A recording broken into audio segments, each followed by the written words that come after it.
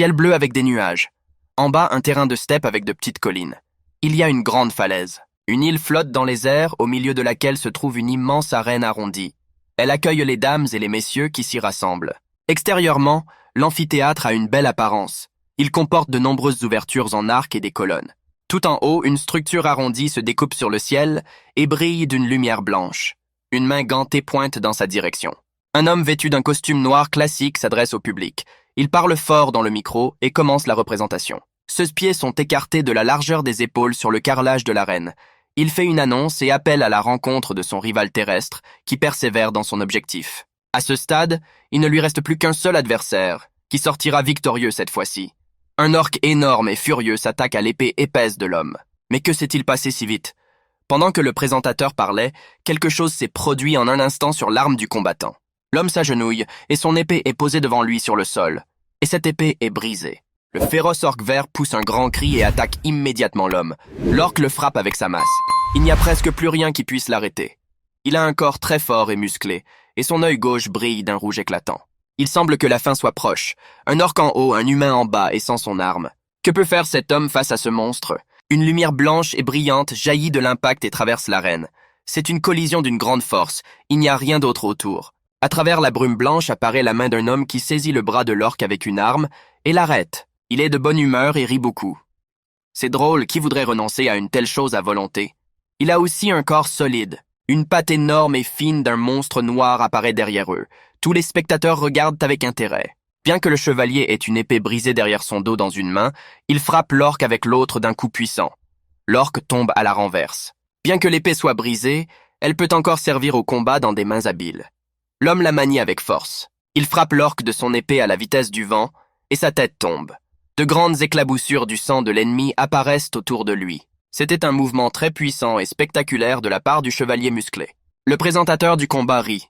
Cette fois-ci, il n'a pas eu droit à de nouvelles surprises non plus. De nombreux spectateurs sont furieux de ce résultat et commencent à hurler, et certains réclament à grands cris qu'on leur rende leur argent. Les gradins sont remplis de spectateurs en colère qui crient aux guerriers de sortir ou de mourir. Qui peut l'arrêter? C'est un vrai problème qui vient du ciel.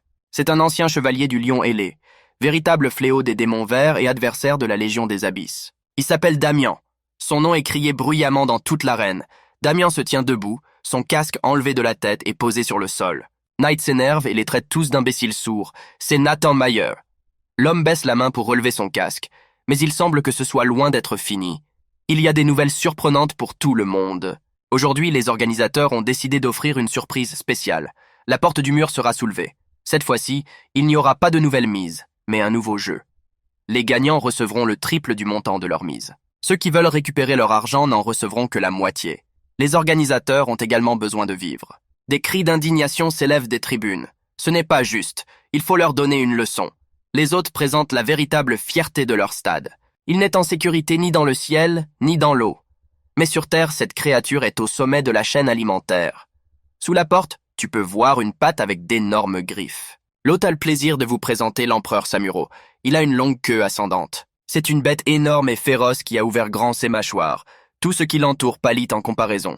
La terre entière tremble déjà à sa seule présence. Le chevalier accepte consciencieusement ce nouveau défi. Il est cependant très différent de ce qu'on lui avait promis. Il ne lui reste plus qu'à espérer que cette bête soit d'un niveau suffisant. L'homme met calmement son casque. Il est prêt pour un nouveau combat. Rien de plus. Il regarde cette bête sauvage et lui dit de commencer maintenant. Le temps semble s'accélérer plusieurs fois. Les mouvements des ennemis provoquent de puissantes explosions tout autour. La bête est furieuse. Ses yeux brûlent d'une lumière rouge vif. Elle a une épaisse crinière sur le dos et une armure en forme de nageoire autour du cou. Il ouvrit grand la bouche avec ses crocs acérés, juste devant le guerrier humain. Nathan Mayer court vers lui, tenant la même épée brisée. C'est l'histoire d'un homme. Quelque part, derrière un mur, une fille attend quelque chose. C'est l'histoire d'un chevalier courageux et fort. L'histoire d'un homme qui se retrouve au milieu d'innombrables tempêtes, mais déterminé. Il rencontre d'innombrables carrefours du destin. Il y a des personnes malveillantes prêtes à l'utiliser ou à lui faire du mal. Il ne représente pas grand-chose pour eux. Mais cet homme forge son propre destin de ses propres mains. Malgré les obstacles, que chacun voit de ses propres yeux l'histoire de cet homme. Leur chemin n'est pas de tout repos. Tout autour d'eux, il y a des rivières de sang, des cris et beaucoup de luttes pour atteindre leur but et simplement survivre. C'est un vrai guerrier compétent qui sait manier les armes, et son regard ne se porte que vers l'avant. Ne vous détendez pas trop avec ce chevalier. Il ne tolère pas les menteurs et, si possible, les abat avec son épée à la vitesse de la lumière. Terrain vallonné sous un ciel nuageux, de nombreux arbres verts poussent tout autour. Aspen est appelée. Elle doit maintenant courir le long de la route aussi vite qu'elle le peut. Les pieds de 2 chevaliers, vêtus d'une solide armure, s'enfoncent rapidement dans le terrain boisé. Un escadron entier d'orques forts et féroces court à travers les arbres. Ils ont des haches à la main. 2 chevaliers en solide armure s'enfuirent devant eux. Une jeune fille sans casque regarde en arrière vers ces sauvages. Un grand orque se balance au-dessus d'eux, brandissant une hache. Il hurle bruyamment et a de longs crocs acérés dans la bouche. La guerrière court rapidement à sa rencontre. Elle tente de dégainer son épée. Ce moment gênant, il semble y avoir du regret dans ses yeux. Aspen dit qu'il n'y arrivera pas. Soudain, un chevalier apparaît et projette l'énorme bête en arrière d'un puissant coup de pied dans l'estomac. Il a réussi à sauver son compagnon. Aspen les regarde en tenant son épée. Un chevalier costaud, en armure et en casque, se tient debout et tient son épée devant lui. Il demande nerveusement à Aspen s'ils ont encore beaucoup de chemin à faire. Un orque vaincu gît sur le sol devant lui. Ils ne tarderont pas à être renforcés. Ils sont presque là, nous devons nous dépêcher. Mais une armée entière d'orques assoiffés de sang s'approche d'eux par derrière. Warrior est d'accord, s'ils sont déjà proches, cela vaut la peine d'essayer de s'accrocher. Alors que sa compagne s'enfuit, le chevalier la couvre.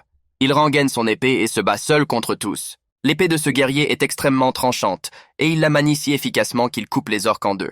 Aspen, quant à lui, parvient à courir dans la forteresse. Il s'efforce d'ouvrir les lourdes portes. Elle a tout fait. Le passage est ouvert. La jeune chevalière appelle son frère à courir plus vite vers elle. Mais devant elle, il y a de nombreux ruisseaux de sang de ses ennemis. Le chevalier continue à se battre, contre-attaquant avec son épée. Il les tient en échec pendant un certain temps. Le guerrier assène coup sur coup. Les orques qui tombent sur lui ne laissent qu'une mare de sang en guise de réponse. L'un des orques reste en arrière pour monter la garde. Ses cheveux sont épais et blancs. Il semble être l'un des chefs de leur offensive. Le chevalier, ayant libéré le passage, se retourne rapidement et court vers sa forteresse. Le chef observe attentivement avec son œil rouge. Il tient devant lui une lance en bois bien aiguisée. Il a un corps très fort et très gonflé. Je pense qu'il prépare un mauvais coup. Il vise soigneusement et se prépare à lancer sa grande lance directement sur le chevalier en fuite. Le chevalier s'enfuit à la vitesse du vent, levant son épée au-dessus de lui. Il a presque atteint la fortification. Le chef des méchants est très convaincant. Il est bien formé et connaît son métier.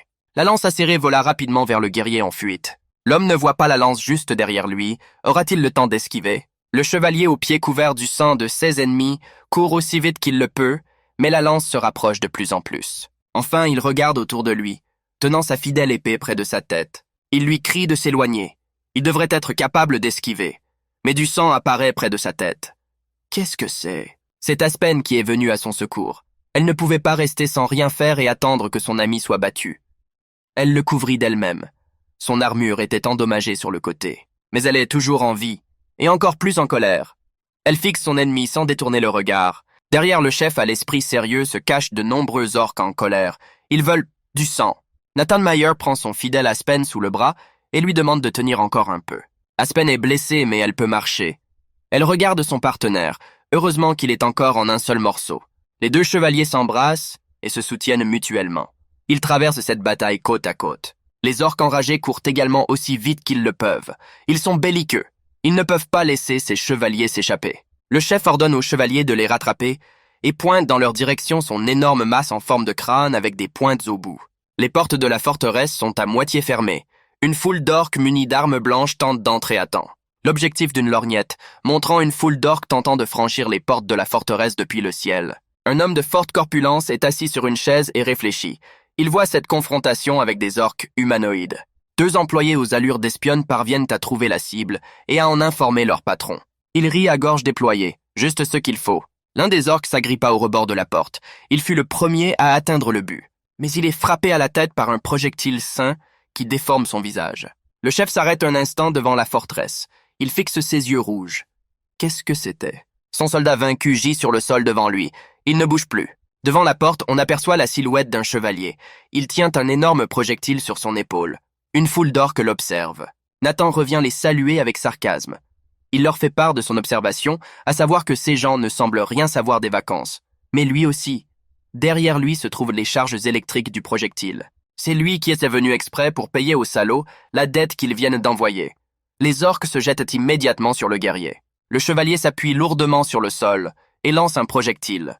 Ses vêtements flottent au vent sous l'effet de la puissance du jet. Le projectile vole et tourne rapidement, prenant la vie des orques qu'il frôle. Sur le sol gisent des corps d'orques démembrés et des restes d'orques. Un peu plus loin, un obus est tombé et a laissé une grosse bosse. Il laisse derrière lui une trace épaisse et profonde sur le sol.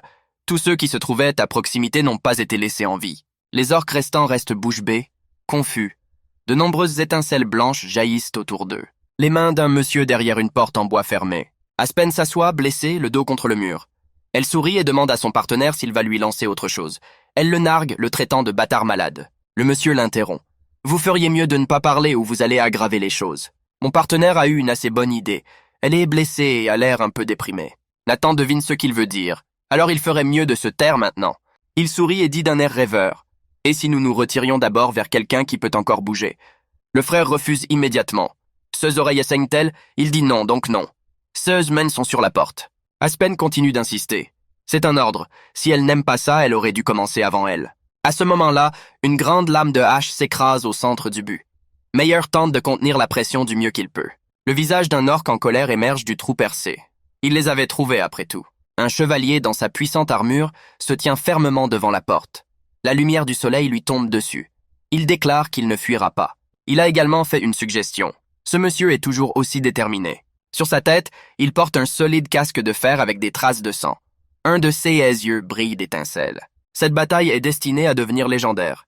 Il laisse donc Aspen tranquille pendant un certain temps. Mais la partenaire rappelle Nathan. Aspen blessée lève les yeux. Que voit-elle? Quelque chose d'inexplicable. Nathan regarde aussi attentivement autour de lui et scrute son environnement de ses yeux aiguisés. Il ne peut pas le rater. Dans le ciel blanc, un énorme vaisseau spatial est apparu. Il est ultra-moderne, comme s'il venait du futur, et il y a de nombreuses lumières allumées sur la surface en plusieurs rangées. Ce vaisseau se dirige droit sur eux. D'où viendrait-il? S'agit-il d'une soucoupe volante venue du futur? Une énorme soucoupe volante qui brille de mille feux. En son centre se trouve un trou rond. Lorque regarde lui aussi autour de lui, perplexe, et ouvre la bouche. Je crois qu'il n'a jamais rien vu de tel auparavant. Tout l'escadron d'orques se fige un instant. Ils sont un peu désorientés. Un rayon rose pâle et blanc sort alors du trou central de la soucoupe volante. L'éclair devient de plus en plus fort. Un tas de petits débris commence à flotter dans l'air. Tous les orques sont emportés dans les airs. Ils crient, ne réalisant pas ce qui se passe. L'un d'eux maudit le chevalier humain, pensant que c'est de sa faute.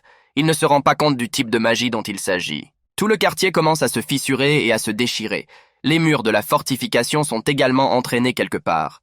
Aspen est tapé par la gravité, mais le chevalier est toujours debout et tente de la retenir. Il crie à Aspen de se réveiller plus vite. De nombreux débris volent autour de lui sur un fond blanc.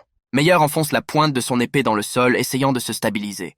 Mais elle commence à racler le sol, laissant une traînée derrière elle. Un homme fort s'accroche du mieux qu'il peut. C'est vraiment inhabituel et inattendu. Aspen lâche prise et son ami jure bruyamment. Elle lui crie d'attraper sa main rapidement. Il se tient seul, la main tendue vers le haut. Il appelle de nouveau Aspen à haute voix. Pourquoi ne se réveille-t-il pas? L'homme commence lui aussi à être soulevé dans les airs. Il ne peut rien faire. Cette soucoupe volante avait complètement emporté tout ce qui se trouvait en dessous d'elle, ne laissant qu'un espace vide derrière elle. Aujourd'hui, ce navire volant ultramoderne commence à aller quelque part. Dans la pénombre, on aperçoit les pieds de créatures qui ressemblent à des êtres humains. Elles sont bien habillées. Nathan se plaint d'une douleur à la tête. Où est-il maintenant? Il est allongé sur le sol dans un endroit inconnu. Deux jeunes filles aux oreilles pointues, bien coiffées mais habillées de la même façon, se tiennent devant lui. Knight est toujours allongé, essayant de reprendre conscience. Une sorte de déplacement semble s'être produit.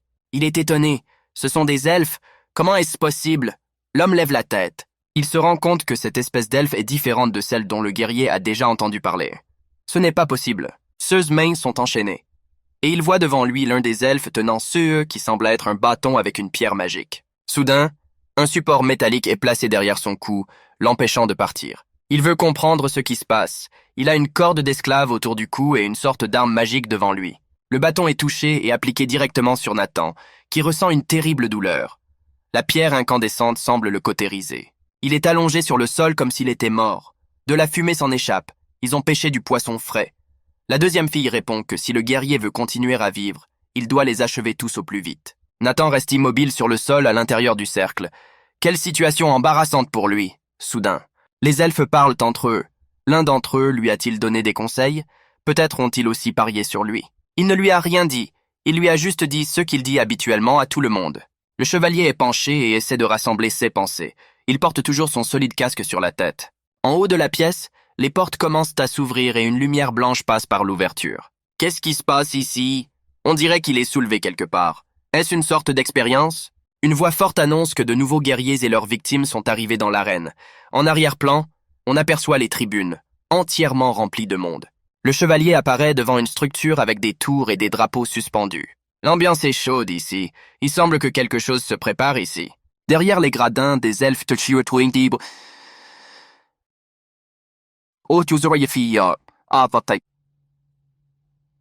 pointus, intéressés et de statuts diverses, applaudissent avec animation.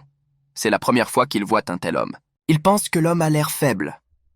Tout ce qu'ils demandent, c'est qu'il ne meure pas trop vite. Ce sont pour la plupart de jeunes elfes qui cherchent à s'amuser. Le chevalier leva les yeux et vit que tout le monde avait les oreilles pointues. Nathan ne s'attendait pas à une telle tournure des événements. En face de lui se trouvent les orques maléfiques, eux aussi enchaînés. Leurs armes gisent sur le sol. Ils crient pour qu'on les laisse entrer. Ils sont en colère et grognent bruyamment. Que leur veulent tous ces hommes aux oreilles pointues dans les tribunes? Pourquoi sont-ils rassemblés en ce lieu? L'homme regarde le cou de l'un d'entre eux. Il y a une marque noire sur le côté. Je me demande si ce n'est pas la langue d'un orque, mais une marque. Un discours fort est prononcé au milieu de l'arène. Les règles sont simples. L'hôte s'attend à ce que tout le monde le comprenne. Un homme aux oreilles pointues se tient debout, un micro à la main devant les gradins bondés. Tous crient fort et souhaitent la mort. Il y a une centaine d'organismes vivants en ce moment. Le guerrier se tient au milieu de l'arène et contemple tout. Au-dessus de lui se trouve une foule de spectateurs animés. Les règles sont simples. Il ne doit en rester que 3. Les mains des orques se serrent en poing. Ils enlèvent leurs chaînes et leurs menottes et s'installent. 6 créatures vertes ont un corps très puissant. Qui survivra à cette nuit? Les orques prennent leurs armes sous forme de grandes haches. Leurs bras et leurs jambes ont été libérés, mais ils sont debout au milieu du sable et se regardent l'un l'autre. Que se passe-t-il ici? Tout le monde est perplexe. Qu'est-ce que c'est? Mais personne ne le sait. Tout s'est passé si vite. L'un d'eux se tourne vers son commandant, qui l'observe depuis la ligne de touche. C'est un puissant orque à la barbe et aux cheveux blancs. Il est de dos. Il a un crâne d'animal avec des cornes sur la poitrine. Son apparence est effrayante. Dans la main qu'il tient devant lui, il tient une énorme lame tranchante, prête à couper tout ce qui se trouve sur son passage. Les pierres de la créature courent rapidement sur le sol. Elle porte un short en lambeaux. Elle crie haut et fort qu'elle ne veut plus être là. C'est un petit esclave. Il lui dit qu'on lui a promis que ce serait la dernière fois. Il le supplie de le laisser partir. L'esclave n'en peut plus. De nombreux spectateurs, très différents les uns des autres, veulent simplement assister au spectacle. Pourquoi oblige-t-il les esclaves à répéter le spectacle? Un homme en costume et à la moustache bien taillée se tient dans l'ombre. Il observe la situation en silence. Une puissante pierre magique flotte au-dessus de l'appareil. Elle émet de fortes étincelles. Il commence à entrer en action. Un tourbillon se forme autour de lui et l'espace se modifie. L'espace semble s'effondrer sous son influence.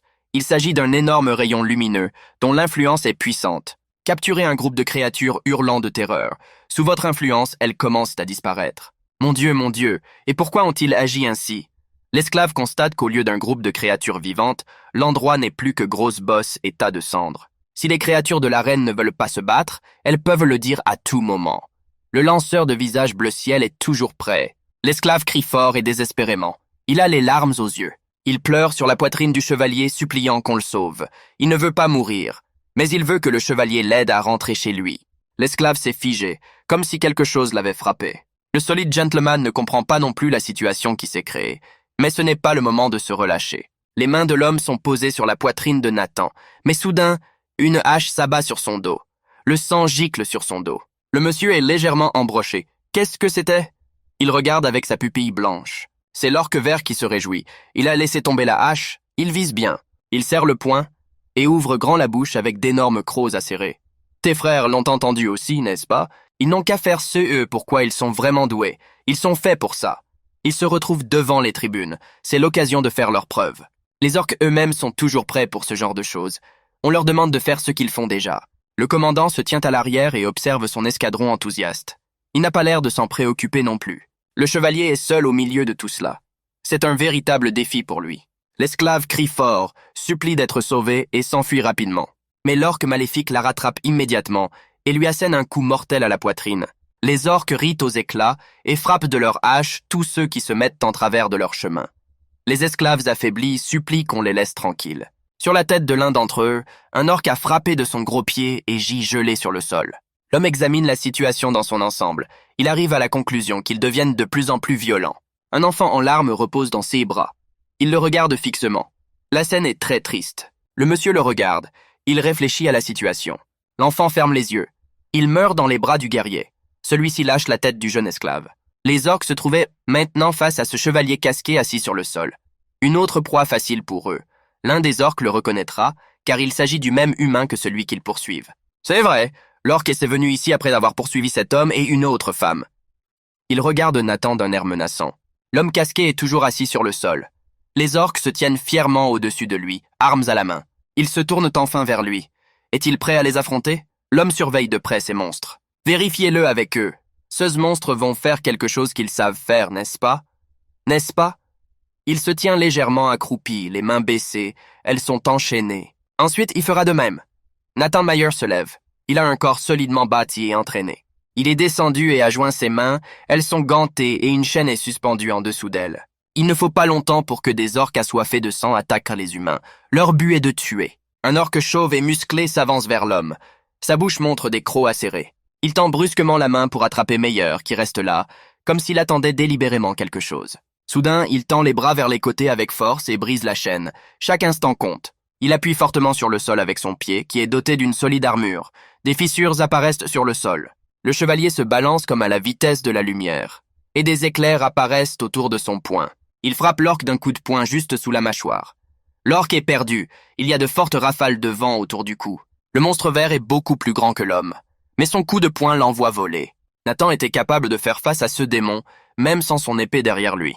Le corps de l'orque s'envole, impuissant au-dessus du sol, comme emporté par une lumière blanche. Les spectateurs sont impressionnés, car l'orque s'élève encore plus haut que les gradins sur lesquels ils sont assis. Le terrain près du guerrier a été dégagé pendant un moment, mais il n'y avait personne. C'était comme si le chevalier avait développé de puissantes ailes blanches et était devenu insaisissable. Il s'assoit à nouveau sur le sol, mais il est tout à fait alerte. Ses mains ne sont plus entravées. Les orques restants grognent de rage. Comment osent-ils?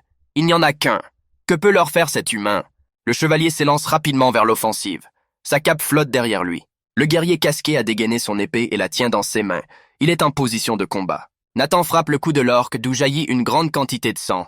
L'orque hurle de douleur. Meyer observe attentivement avec son œil bleu. Son casque porte des traces de sang d'orque. Le chevalier se redressa enfin de toute sa hauteur, taché du sang de son ennemi. Il réussit à contre-attaquer de façon spectaculaire.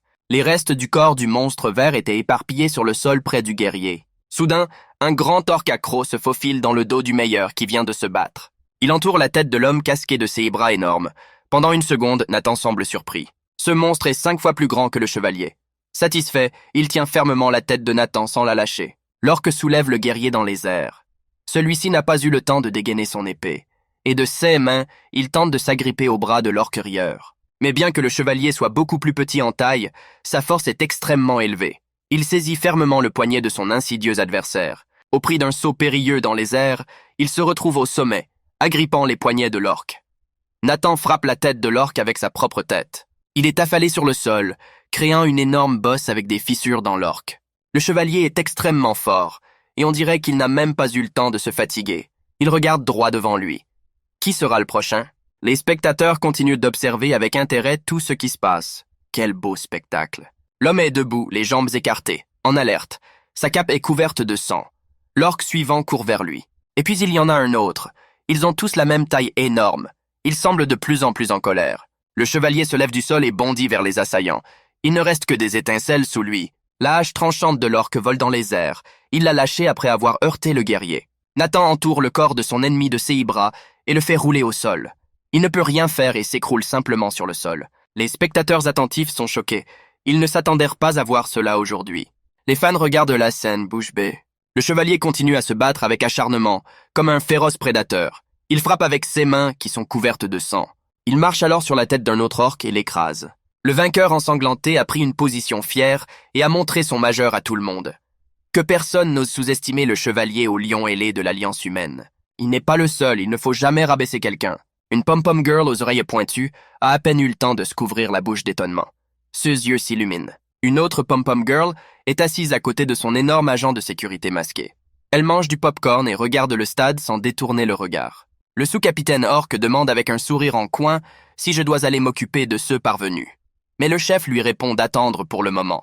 Vous ne voulez pas vous engager dans un combat juste pour augmenter votre nombre. Le véritable carnage se déroule devant eux. Les monstres verts ne peuvent pas s'approcher plus près. Maintenant, il vaut mieux attendre et voir. Nathan brandit sa hache et tue tous ceux qui s'approchent de lui. Rien ne peut l'arrêter. Vous ne devez pas vous retrouver sous une main aussi chaude. L'homme poursuit son attaque, prend un grand élan et lance sa hache sur son ennemi à une vitesse fulgurante. L'arme atteint sa cible. La hache s'enfonce profondément dans le cou de l'orque. Le chevalier attaque à distance. Un gros projectile tombe sur le sol à grande vitesse, réduisant tous ceux qui l'entourent en miettes. Mais il s'avère que le chevalier expérimenté réussit à esquiver ici aussi. Il veut saisir rapidement son épée personnelle. Le chevalier a retrouvé toute sa force. Il la balance. Il n'y a plus aucun moyen de l'atteindre. Le guerrier fait tournoyer son épée en cercle, transperçant tous ceux qui se trouvent sur son chemin. De côté, on ne voit que des traces de balayage et beaucoup de sang des féroces orques. Le casque de Nathan est encore plus ensanglanté. Il continue de le fixer de ses yeux bleus vifs et acérés. Qui ose encore? Un grand orque se tient derrière le chevalier, une lance à la main. Nathan doit riposter et son agilité lui est utile. Un orque se tient également devant lui.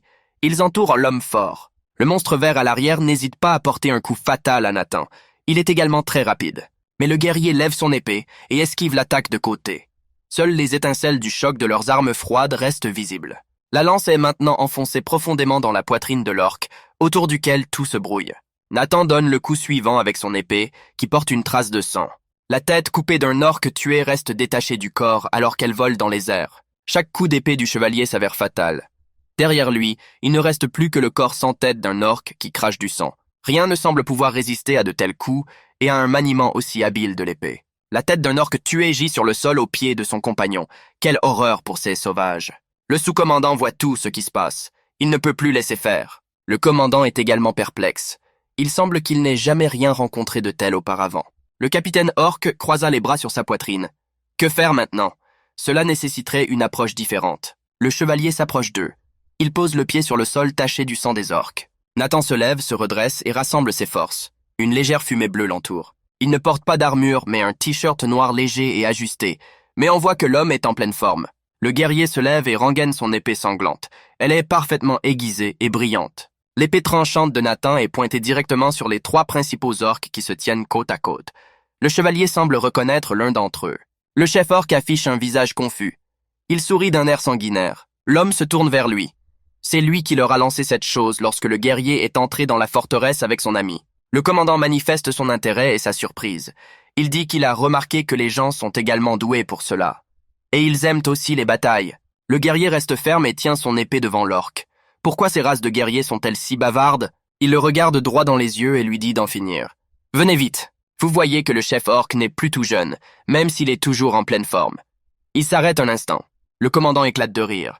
C'est exactement le genre de combat auquel je m'attendais. Le capitaine reste immobile. C'est vraiment inhabituel et inattendu. Sa main droite, munie d'une énorme lame, s'élance rapidement à la rencontre du chevalier humain. Le chevalier est lui aussi à pleine vitesse et court droit sur lui, tenant son épée horizontalement devant lui. Les tribunes du stade sont entièrement remplies de supporters. Personne ne songe à partir. Le jeune chevalier effectue une manœuvre de fuite. Autour de lui, les traces du virage flottent dans l'air. L'un des supporters aux oreilles pointues et aux lunettes de soleil déclare cyniquement qu'il s'y attendait. Un autre demande à son ami s'il veut annuler le pari dans ce cas. De toute façon, les paris seront bientôt clos. Mieux vaut donc continuer à les faire régulièrement. Une jolie fille intéressée regarde sa tablette. Trouvez le gladiateur très humain Midan dans le menu des paris de l'arène.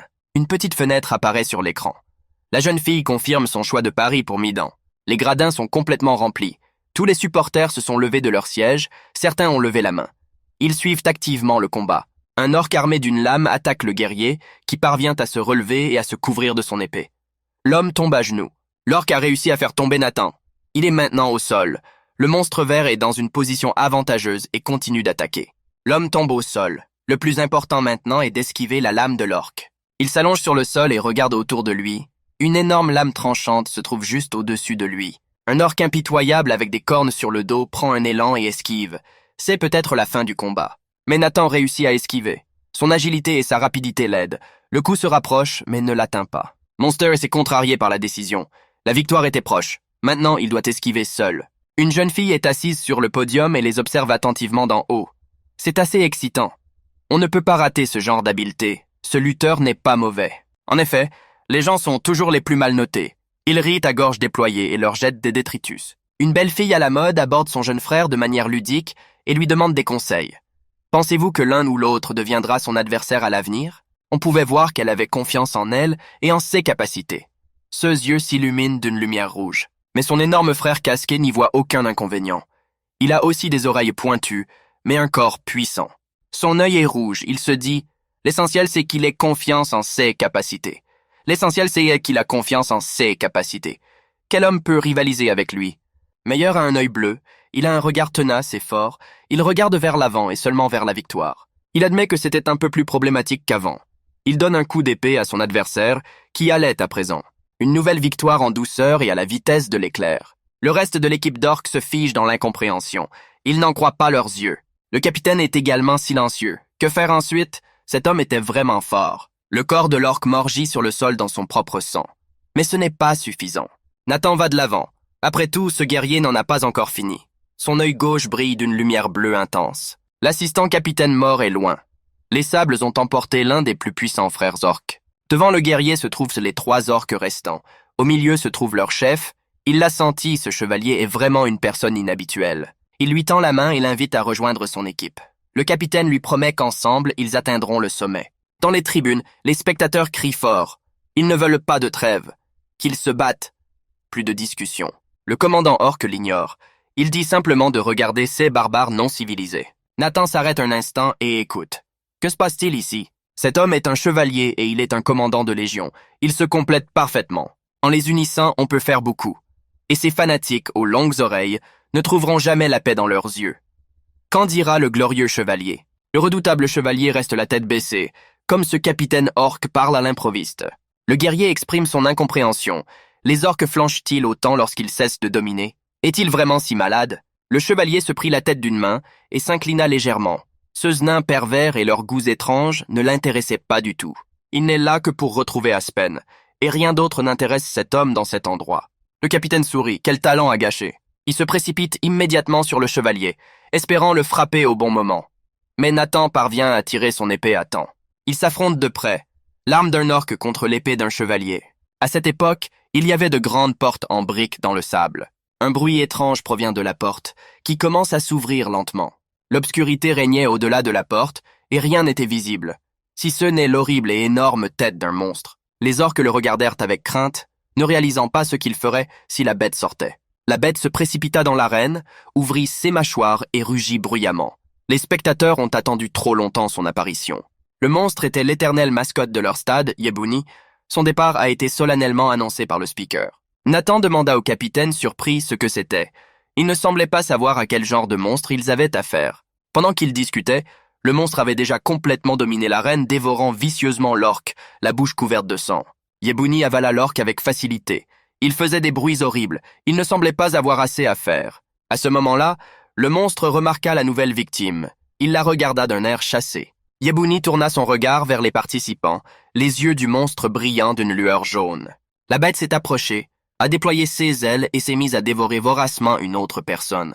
Le mastodonte choisit le capitaine orque et Nathan comme victime. Ils se mirent en position de combat, prêts à repousser les attaques. Nathan n'était pas content de la tournure des événements, il en avait assez de ces orques, et maintenant ce monstre entrait dans l'arène. À ce moment-là, les mains du capitaine orque s'étendirent dans le dos du chevalier et cherchèrent Nathan. En un instant, le capitaine entoura le chevalier de ses bras et le malmena afin qu'il ne puisse plus bouger. L'orque donna l'ordre d'agir maintenant. Une lame d'épée acérée brilla devant les yeux du chevalier. L'un des orques planta son épée directement dans l'estomac de Nathan, le sang jaillissant du corps du chevalier. L'orque avait fait son travail, la tâche était accomplie. Maintenant il pouvait s'enfuir. Le commandant orque ne put s'échapper. Il tomba au sol avec le chevalier. La bête s'approchait déjà d'eux. Elle était impatiente de se nourrir de sa nouvelle proie. En fait, l'épée de l'orque a transpercé le corps du capitaine, et Nathan et lui sont restés immobiles sur le sol. La bête ouvrit complètement sa gueule et s'approcha de sa victime. Yebouni grogna bruyamment. Le monsieur avait déjà dit adieu à sa vie, il s'est excusé auprès d'Aspen. Nathan pensa que c'était tout ce qu'il pouvait faire et resta immobile sur le sol. À ce moment, le chevalier entendit que la jeune fille souhaitait être dans un endroit plus sûr.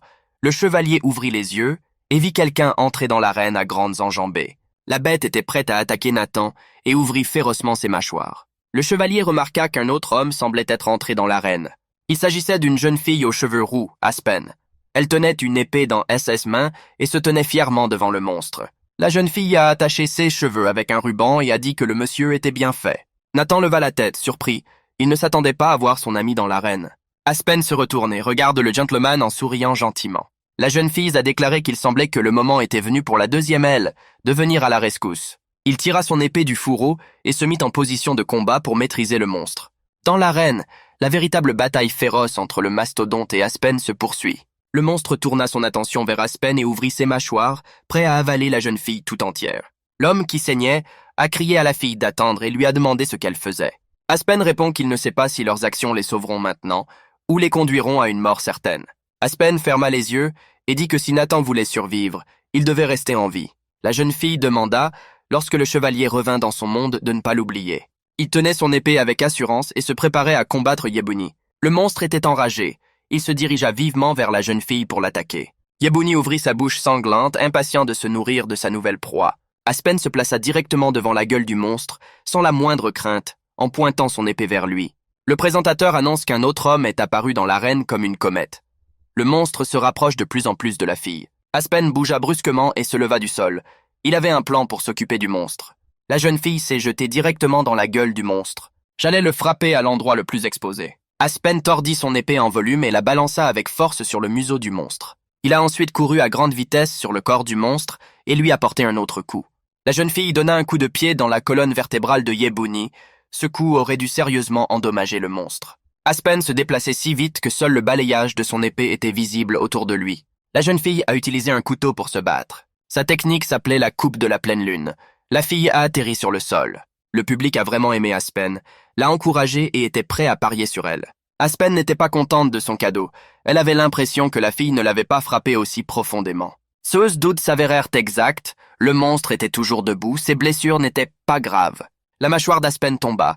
Elle fixa le monstre géant avec surprise. Les spectateurs étaient heureux de voir que Yebouni allait bien, mais le monstre lança un regard furieux à la jeune fille. Aspen ne comprenait pas comment, après tant de coups, Yebouni restait indemne. Nathan s'allongea alors sur le sol et tenta de retirer l'épée de son estomac.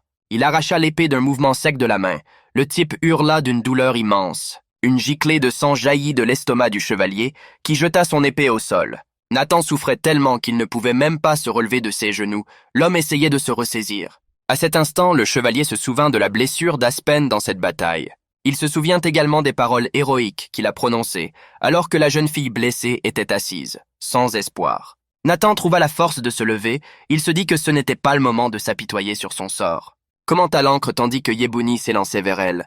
La bête s'approcha rapidement de la jeune fille. Aspen était stupéfaite, ne sachant pas quoi faire ensuite. La jeune fille tremblait de peur à la vue de la puissance de son adversaire, sa situation semblait désespérée. Soudain, un homme apparaît derrière elle et lui crie de ne pas rester immobile mais d'agir. En entendant ces mots, la jeune fille a eu l'impression d'être électrocutée. Nathan n'arrêtait pas de crier à Aspen de sortir de là plus vite. Le gentleman était très inquiet pour la jeune fille. La jeune fille reprend enfin ses esprits, se retourne et regarde le monsieur, ce qui lui donne de la force. Aspen réunit toute sa volonté dans un point et décida de ne pas abandonner. Il était trop tard pour esquiver et il décida de foncer droit sur le monstre. Pensant qu'il devait vaincre le monstre ou mourir, Aspen courut vers la gueule du monstre. La jeune fille dégaina son épée et commença à tourner autour du monstre pour le frapper. Yebouni se tenait fermement sur ses énormes pattes. Elle n'avait pas le temps de réagir à l'apparition de la jeune fille. En un instant, il coupa la jambe du monstre et du sang jaillit de la blessure. La jeune fille était déterminée. Elle avança plus loin sur le corps du monstre, avec l'intention de lui asséner des coups profonds. Il devait également couper le reste des pattes du monstre pour qu'il tombe au sol. Les yeux brûlants de détermination et de colère, la jeune fille en avait assez de Yebouni. Aspen avait réussi, le monstre tomba au sol avec fracas. Il réussit à maîtriser le monstre, à lui poignarder les jambes et à soulever la poussière autour de lui. La jeune fille s'éloigne victorieusement du corps de Yebouni, fière d'avoir pu le dominer. Après tant de travail, une vieille blessure à son flanc commence à le faire souffrir. La jeune fille sourit et demanda comment Nathan se débrouillait avec les compétences d'Aspen. À ce moment-là, quelque chose apparut dans le dos de la jeune fille. Le chevalier lui cria d'esquiver, tendit la main, essayant d'aider la jeune fille. Le monsieur qui couvre sa blessure au ventre avec sa main se précipite au secours de la jeune fille. Il s'avère que le monstre n'a pas été vaincu, mais qu'il a saisi Aspen avec ses mâchoires. Le sang de la jeune fille éclaboussait tout autour. Il semblait avoir endommagé ses organes vitaux. Yebouni projeta Aspen contre le mur de l'arène de toutes ses forces. Personne n'aurait survécu à un tel coup. Il l'a fait avec son membre qui était plutôt un os. Tout le monde autour d'eux était plus préoccupé par Yebouni et appelait un vétérinaire. Aspen a heurté le mur et saignait de partout. Le public a crié qu'il en avait assez des humains et qu'il leur souhaitait la mort, qu'ils étaient très cruels envers les participants. Cela rendit le chevalier furieux. Il était sûr que tout était de leur faute, la rage s'emparait de lui et son esprit s'embrouillait. Le chevalier perdit le contrôle de lui-même et commença à massacrer les orques restants, saisissant l'un d'eux par la tête. C'était un spectacle sanglant. Le type a fendu la tête de l'orque en deux, les autres étaient sous le choc. Il vainquit les orques à main nue, et la peau des orques se fendit sous ses yeux. Le commandant orque était stupéfait par la force d'un tel chevalier. Il regardait cette bataille avec étonnement. Le commandant a fui le chevalier en un éclair, il était très excité. Le commandant cria que c'était la fin et demanda à quelqu'un d'arrêter le monstre en désignant Nathan. Le monsieur l'a rattrapé, il a regardé le commandant avec colère. Le gaz était prêt à le remettre sur le droit chemin. Nathan brandit son bâton sur lequel repose le crâne d'un des orques. Le chevalier était furieux. Il ne pouvait pas se contrôler et voulait se venger de tout le monde à cause d'Aspen. Nathan se plaça juste devant le commandant orque. Il se blottit contre le mur, effrayé, et ne sait pas comment échapper au chevalier et sauver sa vie. À ce moment-là, une scène horrible du massacre des commandants orques a émergé devant les spectateurs. Tous les spectateurs secouent la tête d'horreur devant tant de cruauté. Nathan l'achève de sang-froid.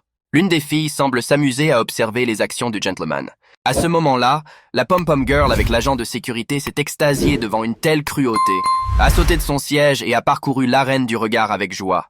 L'elfe masqué regarda avec colère ce qui se passait sur le champ de bataille. Il voulait l'arrêter. Les gardes elfiques entrèrent en un clin d'œil dans l'arène, prévoyant d'arrêter Nathan. Le chevalier était assis sur le sol dans une mare de sang, incapable de se battre. Devant Nathan se trouvait le crâne ébouriffé d'un commandant orque, celui qui tenait la massue avec laquelle il l'avait tué. Nathan ne savait pas s'il pourrait tenir sa promesse de se souvenir du virage s'il survivait. Les gardes plaquèrent les garçons au sol. L'un des gardes a utilisé un pouvoir magique pour maîtriser le chevalier. Un elfe obèse vêtu d'un costume jaune marchait dans le long couloir. Il s'agit manifestement d'un gros bonnet, et les hommes lui demandent d'ouvrir la porte. Derrière elle se trouvait un gentleman. La pièce était sa prison. Nathan est suspendu par des chaînes. Il ne peut pas s'échapper de là. L'elfe au costume jaune était très en colère à la vue du chevalier. Il était très mécontent de ses actions. Nathan le regarda calmement, l'œil brillant, le masque couvert de sang. La chevalière avait une profonde blessure au ventre causée par l'épée des orques, et elle saignait. La prison du chevalier avait un air sinistre, sans la moindre goutte de lumière. L'atmosphère était intimidante. Des bruits de pas se firent entendre. Quelqu'un était entré dans le donjon et s'approchait du garçon. Nathan est suspendu par des chaînes. Le jeune homme a la tête tristement baissée. Le monsieur a levé la tête et a dit qu'il avait juste soif.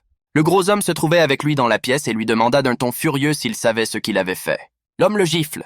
Le monsieur a répondu qu'il avait été traîné ici de nulle part et qu'il disait n'importe quoi. L'homme est redevenu furieux et a arraché la matraque électrique aux gardes. Un homme a violemment électrocuté un monsieur pour le blesser davantage. Nathan, qui se tordait de douleur, a poussé un grand cri et des décharges électriques ont explosé autour de lui. L'homme était persuadé que Nathan ne comprenait pas très bien ce qui était le divertissement le plus important et le plus lucratif de l'endroit. Rien ne les amuse plus qu'un combat sanglant. Et pour que ce ne soit pas ennuyeux à regarder, ils alimentent l'intérêt avec des paris. À ce moment-là, un homme habillé en gladiateur entre dans l'arène. Ce genre d'affaires dans le royaume céleste était très soigneusement planifié. Un homme se battait avec un monstre. Le monstre l'attaquait furieusement en poussant de grands cris. Il pêchait des espèces terrestres comme les humains pêchent des poissons dans une rivière. La bête frappa l'homme en même temps, mais celui-ci se défendit avec son bouclier. L'homme pensait que les combats entre les humains et les autres créatures étaient très amusants à regarder. Le point fort de la journée devait être les orques, des guerriers à la peau verte dotés de prouesses physiques et d'une combativité hors du commun. Ils étaient imprégnés de masculinité et débordaient du goût de l'audace brutale, allant même jusqu'à utiliser des esclaves survivants pour y parvenir. Tout cela se passait autour des orques. Le chef de guerre Bakama était une star parmi eux, et Nathan était une bête qui ne mangeait même pas. L'homme a retourné la matraque électrique vers le corps du chevalier, elle s'est dirigée directement vers sa blessure. L'homme a dit qu'il avait été pris dans son filet pour avoir gâché le plat principal. À ce moment-là, l'homme a électrocuté Nathan qui a hurlé de douleur. Il était persuadé que Knight allait également ruiner sa prochaine superproduction. Votre animal de compagnie a été gravement blessé par un monsieur. L'homme jette rageusement la matraque électrique au sol, qui s'entrechoque en la heurtant. L'homme criait tout cela pendant que le chevalier tuait tous les orques destinés à être revendus plus cher. Il était très en colère et criait que tout était parti en vrille à cause de Nathan. Il était furieux contre les gens. Nathan demanda calmement « Et alors, je n'ai rien tiré de cette information. » Toujours lié à sa prison, l'homme baisse la tête. Le monsieur regarde l'homme avec colère et lui demande de quoi il parle. L'œil rougit. Nathan a déclaré que tout était de sa faute. Tout le monde a eu très peur, les gardes ont couvert l'homme avec leurs matraques. Nathan demanda avec colère si l'homme pensait que c'était lui qui avait voulu venir ici à cause des combats, ce qui n'était pas vrai. L'homme expire et dit qu'il est également responsable de l'arrivée de l'homme, et que ce dernier est donc sa propriété. Les hommes allèrent forcer Nathan à se battre jusqu'à ce qu'il ait remboursé sa dette. Le monsieur continuait à crier sur l'homme qui n'osait même pas en parler, le traitant d'idiot qui n'avait pas assez de cervelle pour penser correctement. Le gars a demandé qui se souciait de l'homme, s'il pensait qu'un gentleman jouerait pour amuser des idiots aux longues oreilles. Le chevalier s'approcha du visage de l'homme et le regarda avec colère de son œil rouge. Nathan lui dit de se tuer. L'homme lui dit qu'il regrettait la mort de son compagnon. 6 mots ont choqué le gentleman. Ils ont été comme du sel dans la plaie. La scène de la mort d'Aspen défila devant les yeux de Nathan. Elle était écrasée contre le mur et saignait. Le chevalier n'arrive pas à s'en remettre et le souvenir le secoue à nouveau. Un certain temps passa. L'homme sortit de la cellule du chevalier. Des rayons de lumière brillaient à travers la fenêtre de la prison. Le garçon avait également l'impression qu'il y avait beaucoup de choses à régler avec elle et était frustré de ne rien pouvoir faire. Nathan pensait qu'il était impossible de récupérer ce qui était déjà parti à l'incinérateur et qu'il devait s'en contenter. L'homme se sentait coupable de la mort de sa petite amie. Il disait que tout était de sa faute. À ce moment-là, la pièce s'est remplie d'une lueur violette. Le gars n'a pas réalisé ce qui se passait. Quelqu'un s'est téléporté directement dans la chambre et a demandé si le monsieur avait vu tout cela de ses propres yeux. Une jeune fille elfe entra dans la pièce. Derrière elle se trouvait un portail violet. Il s'approche lentement de l'homme, vêtu d'une longue robe. Nathan ne comprend pas qui est cette fille, ni ce qu'elle fait dans sa cellule. Il le regarde et se demande si ce monsieur a vraiment besoin de lui. La jeune fille lui répond que Nathan peut l'appeler sa supportrice. La jeune fille croise les bras. Elle a une attitude très positive à l'égard du monsieur. Nathan demanda ce que la jeune fille avait voulu dire au début de son dialogue. Elle a répondu qu'étant donné le nombre de choses qui devraient intéresser un homme, il était étrange qu'il ait choisi de poser cette question. Nathan voulait seulement savoir si Aspen était en vie. Il demanda à la jeune fille. La jeune fille sourit et lui dit que son amie est vivante, qu'elle n'est pas morte sur le champ de bataille. Nathan, très surpris, se lève et demande où se trouve Aspen. La jeune fille sourit et répond que ce n'est pas si important et que le garçon a d'autres chats à fouetter. La jeune fille baisse le regard et regarde tristement le monsieur. Il était très en colère, l'œil rougeoyant, et exigeait une réponse à sa question, car il n'était pas d'humeur à plaisanter. La jeune fille sourit gentiment, pas du tout intimidée par l'attitude du monsieur. Elle répondit qu'elle avait des choses plus importantes à penser pour le moment. La jeune fille désigna le portail. Le garçon ne comprenait toujours pas ce qu'elle voulait dire, et si elle était vraiment son allié. La jeune fille a demandé si le monsieur se souvenait du monstre à la fin. La fille a dit qu'il était le prochain adversaire du chevalier lors du prochain match dans l'arène. La fille a pensé qu'il était normal de l'envoyer à nouveau, puisque le monsieur ne l'avait pas bien vu la dernière fois. Nathan n'était pas du tout effrayé. Il répondit que c'était bon. La jeune fille fut surprise par la réaction du garçon. Le monstre avait l'air intimidant, jetant un regard féroce à tous ceux qui l'entouraient, voulant les dévorer. Nathan était déterminé. Il voulait rendre la pareille à ce monstre. La jeune fille a demandé si le monsieur n'avait vraiment pas peur. Il a répondu que rien ne changerait s'il avait peur, mais qu'il était curieux de connaître les intentions de la jeune fille. La jeune fille sourit et dit qu'elle n'a pas d'arrière-pensée et qu'elle lui souhaite seulement la victoire. Il n'arrive pas à croire qu'elle puisse être son alliée sans rien demander en retour. La jeune fille s'attendait à cette réaction de la part du monsieur. Elle sourit à nouveau. La jeune fille a déclaré qu'elle n'avait pas encore réglé sa relation avec l'homme. Elle lui a demandé de la laisser se représenter, car elle était sa supportrice. Et si elle voulait la victoire du chevalier, il aurait dû la lui apporter discrètement. Il s'est approché de l'oreille de l'homme et lui a dit que s'il perdait, il y aurait de mauvaises conséquences. Son expression a changé en un instant. Il est devenu très intimidant. Il a dit qu'il détruirait Aspen dans ce cas. Nathan était très effrayé. Son vernis à ongles brillait à nouveau en rouge, et il regardait la jeune fille avec fureur. Il y avait un pouvoir de fille dans l'air. Il semble que cette fille elfe était extrêmement forte. Il lui a dit de bien se tenir. Après tout, lui et Aspen sont entre les mains de la jeune fille, sourit-il sournoisement. Il est temps pour la jeune fille de partir. Il lui dit de se souvenir de ce qui se passerait si elle ne gagnait pas. Dans ce cas, l'homme aurait beaucoup plus à perdre, la vie et la santé de sa petite amie. La jeune fille disparaît dans l'embrasure de la porte d'où elle était sortie. Il ne restait plus aucune trace de la jeune fille, juste quelques plumes tombées au sol. Le chevalier était toujours enchaîné à sa cellule, réfléchissant encore aux paroles de la jeune fille. Par la fenêtre de la prison, on aperçoit un rayon de lumière grandissant. C'est l'aube. Le monsieur était furieux parce qu'il y avait un autre problème. Il ne savait pas comment sauver Aspen.